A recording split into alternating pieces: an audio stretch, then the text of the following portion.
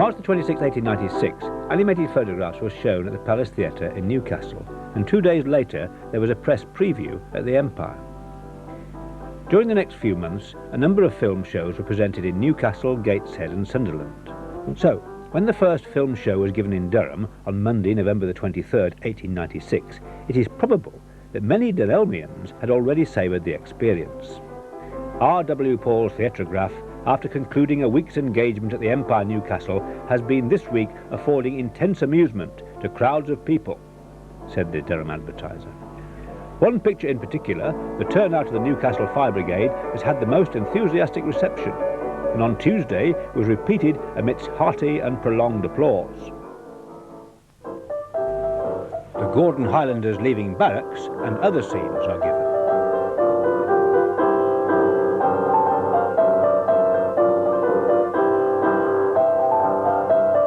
One very fine effect was a cave scene on the coast of Spain. The waves toss themselves into the cave and throw the spray roof high, and the scene is so realistic that the spectators might almost expect to hear the splish and splash of the angry waves. On Monday, December the 7th, Durham's other theatre engaged the Moore and Burgess minstrels.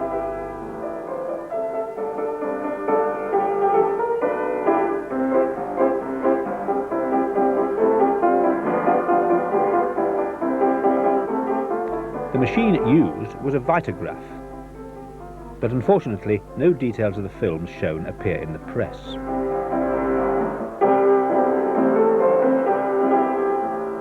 The People's Palace brought Paul's theatrograph back for Christmas week to full and enthusiastic audiences.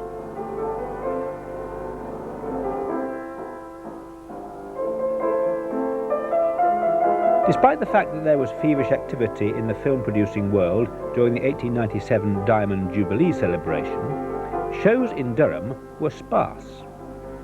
Both theatres usually closed for the summer season anyway, and the People's Palace had a new owner. James Lovett reopened the Palace Theatre in September. One of his first shows was Dr. Bertino's Bertinograph, which included Jubilee procession films.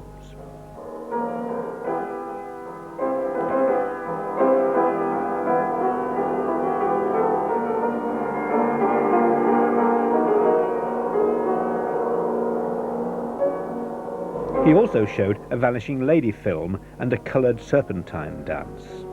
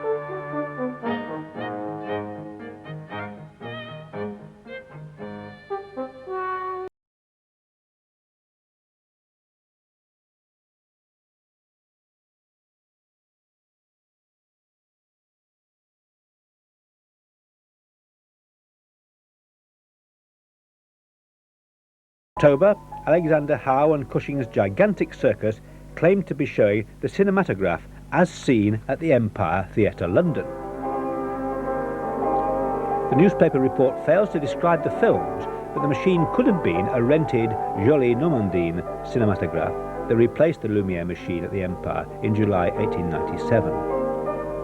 Durham City Camera Club in November included the cinematograph as a sideshow to their annual exhibition and slide lecture. Each presentation seemed to be by a different entrepreneur, as the number of cinematograph showmen proliferated.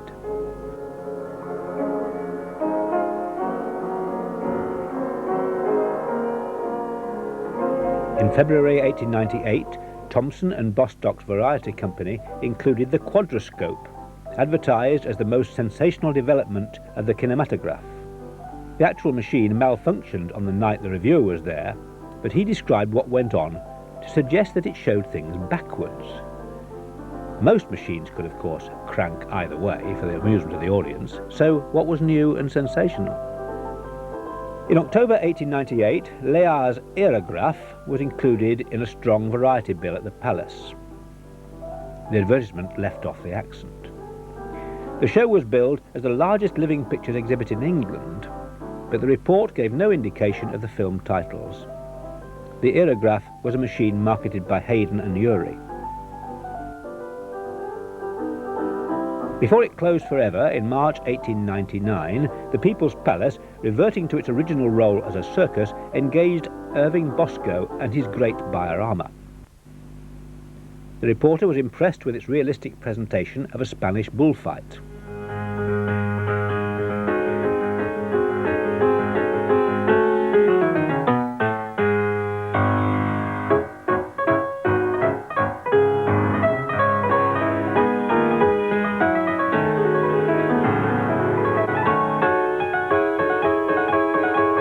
The real innovation was the presentation of a sacred cinematograph show on the Sunday, with Layard's Scenes from the Passion Play.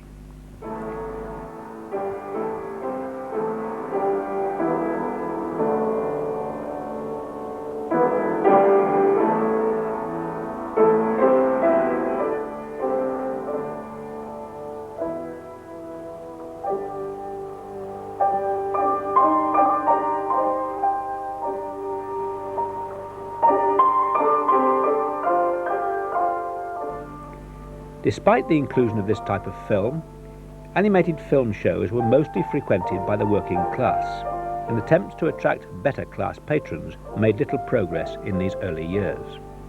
Fairgrounds, too, tended to attract work people, and at least one cinematograph booth was present at the Durham Easter Fair of 1899, and one was present at the Durham Miners' Demonstration in July. The first visit to Durham of West's Our Navy series may have attracted new patrons, however. The programme was made up entirely of films with a patriotic theme, and it was advertised as having an informed commentator.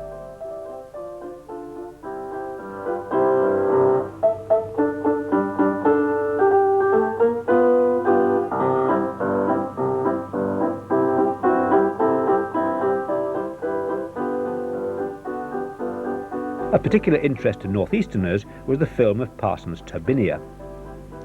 The Durham advertiser was clearly pleased to give it some attractive advance publicity. The conjurer and illusionist David Devant was one of the earliest showmen to incorporate animated photographs into his act. By the end of 1899, he had a prestigious touring company. Its Durham visit in December attracted full houses and uncompromising praise from the press.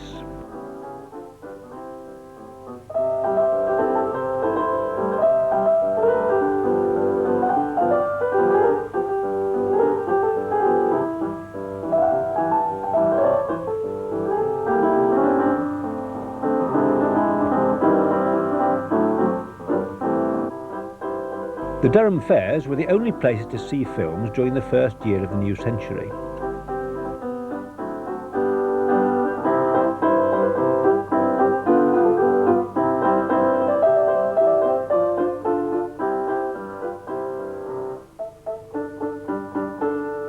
The particularly fine Easter attracted 12,000 entrants.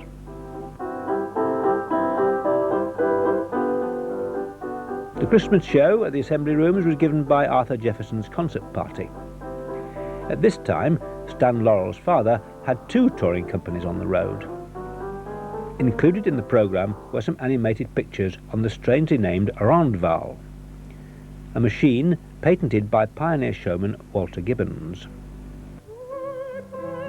A number of films of the South African War were shown, but the reported attendance was poor.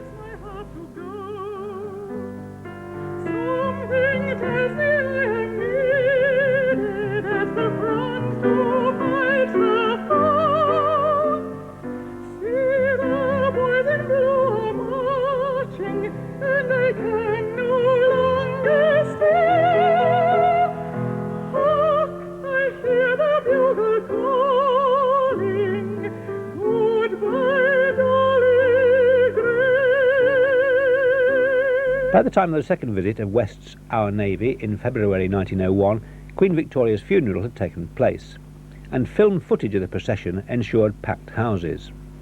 In March, James Dickinson, the Newcastle photographer turned cinematograph showman, included some funeral pictures as well. Also amongst his entirely filmed programme were a number of faked Boer War films, including The Dispatch Bearer, made by Mitchell and Kenyon.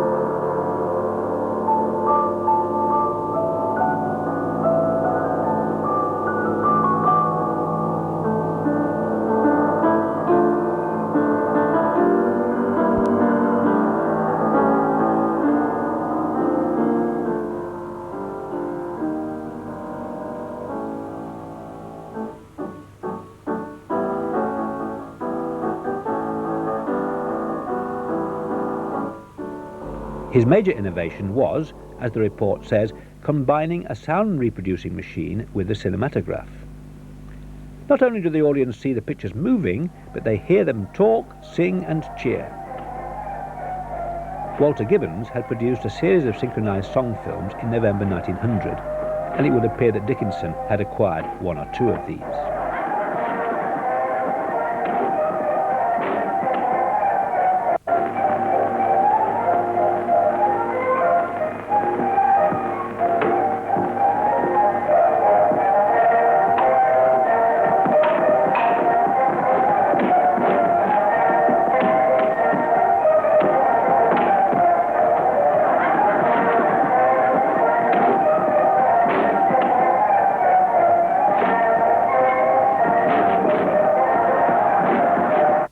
On Dickinson's second visit to Durham in December 1901, his son James, described as the phonist, produced the sound effects from behind the screen in a programme of actuality, comedy and drama.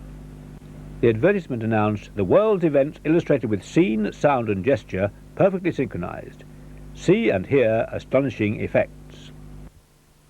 In the programme too was Toilers of the Deep, a film about the Newfoundland fishing industry. It was 1,050 feet long and projected, according to the newspaper report, without a break. A spool capacity of this size was rare on projectors at this time.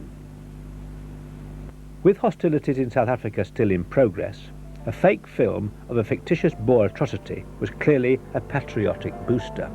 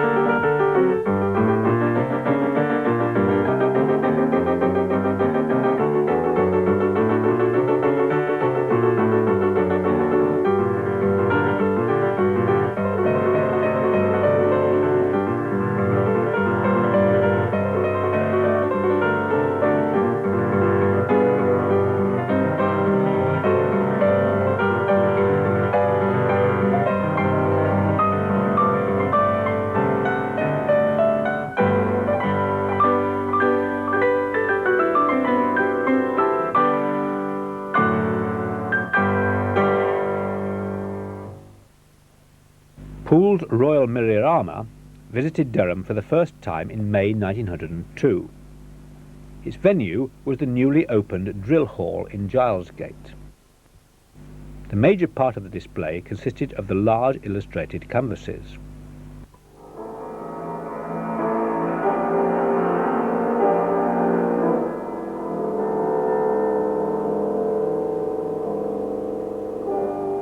Some film of the Boer War was also shown. Sidney Carter's New Century Animated Picture Company came to Durham in September 1902 with topical pictures of King Edward VII's coronation, which had taken place on August the 15th. The scenes in the Abbey had been filmed in France by Georges Méliès and spliced into actual footage of the procession.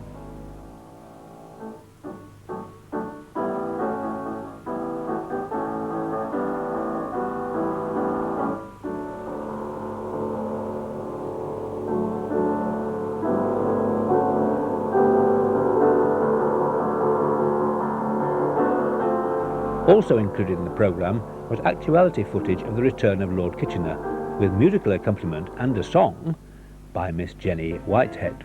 Kitchener, Lord Kitchener, the pride of England's fame, fought many battles and won a glorious name.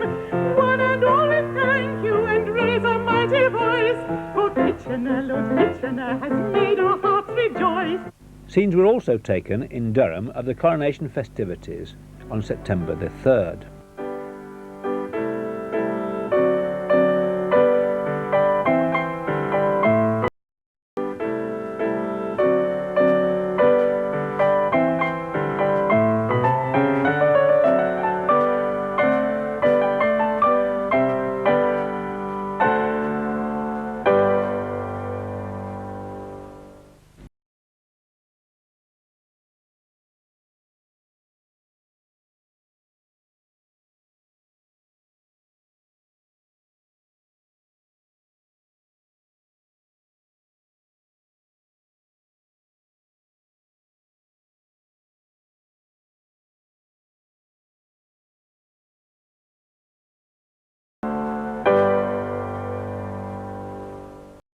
It was so successful that there was a return visit on December the 1st with an almost entire change of programme. Méliès' trip to the moon was a star attraction.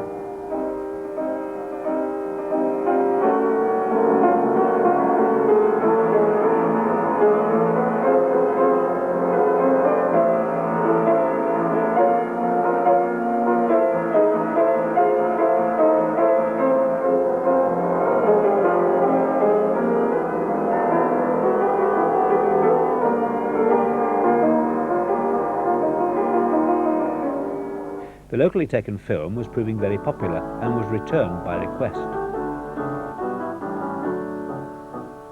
The admission prices for the show at 6pence, 1 shilling and 2 shillings clearly took it out of the realms of the penny gaff, and probably beyond many of the normal film fans. Even so, on some evenings in the week, patrons were turned away from full houses. Other travelling shows visited Durham, with new styles and new approaches. Mark Moore's Empire Choir in February included dancers and a coloured slide-generated section entitled Scenorama. But there was also a presentation of films, described rather grandly as majestic, realistic, artistic and comic. Linovint Globe Choir in September seemed to be a similar mixture of variety, slide and film, with the projector being described somewhat bogusly as Thomas Edison's biograph. A charity function in Durham Town Hall by the musical Bentleys included a film show on the Royal Benograph. Film of the Delhi Durbar for King Edward was shown along with some humorous and trick films.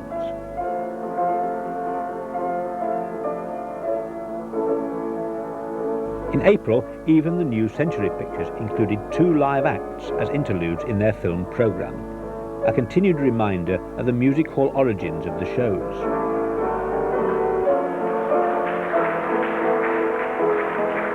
A week later, the Assembly Rooms booked a film show for the first time in almost 2 years.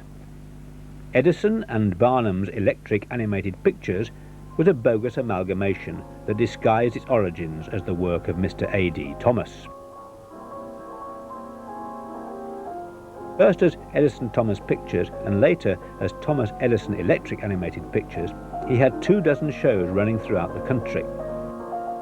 Some reference books say that he was made bankrupt in 1902, and it is possible that these later shows were ones run by his successor, Walter Gibbons, but retaining the same name. The admission prices at twopence, threepence and sixpence were clearly much to the popular liking. There were packed houses during the week. The New Century Excursions and Amusement Company was clearly cashing in on the New Century Pictures title, and at the same prices of sixpence, a shilling and 2 shillings. Its programme during the first week included the Sheffield Photo Company's Robbery of the Mail and George Albert Smith's Mary Jane's Mishap.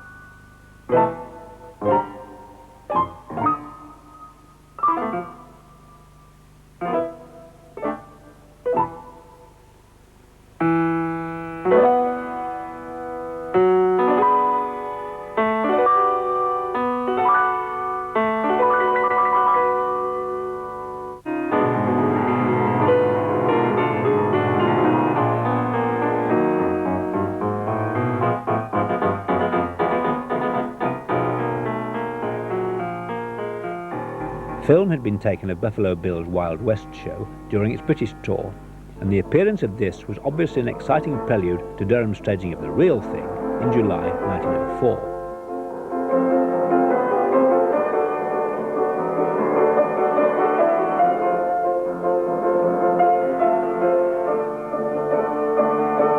"26,000 people paid for admission for the 2 performances in the engine field beside Elbit Colliery. In November 1904, when the genuine New Century Pictures returned, it was clear that American films were predominantly included, with further exciting scenes of Indians and cowboys. The Great Train Robbery was amongst the films shown, though it received less newspaper comment than the topical newsreel items. Richard Monty, seen here in a photograph declared by an old resident to be at a local fairground in 1905, was a regular at the Sands Easter Fair, under the appropriated name of his father-in-law, Randall Williams. At the end of the first 10 years of cinema exhibition in Durham, its itinerant and temporary nature had changed very little. Programme content was increasingly dramatic and comic, unless some major actual event attracted national or local attention.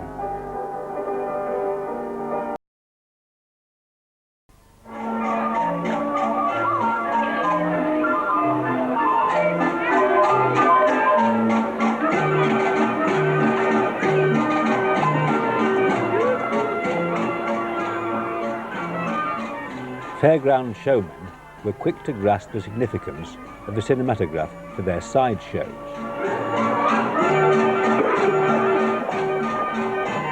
For many years, their ghost shows had consisted of darkened booths with magically produced moving skeletons, ghosts and ghouls.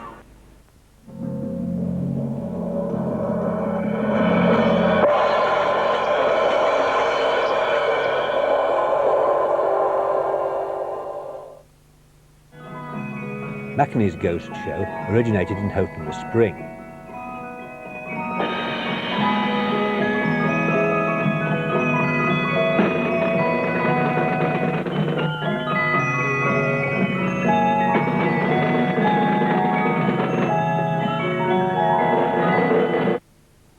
Eventually, the magic lantern gave way to the cinematograph.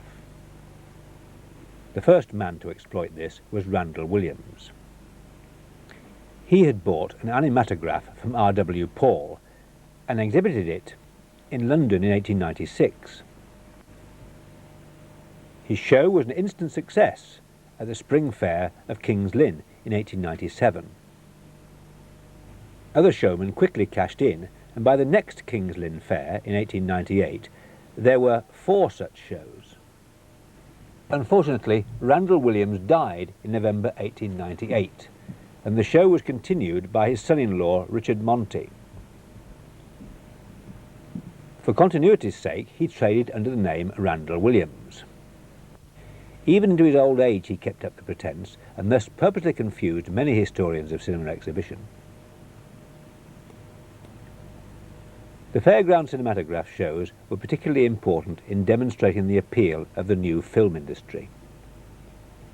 Music halls quite quickly used cinematograph performances as chasers at the end of the bill, or as turns just before the interval. In the showgrounds, they were the main event, and with a box full of short films, a showman could keep his programme alive in village and town for almost a year. The Durham Easter Fair and the Miners' Demonstration were both occasions for multiple appearances of bioscope booths in the city.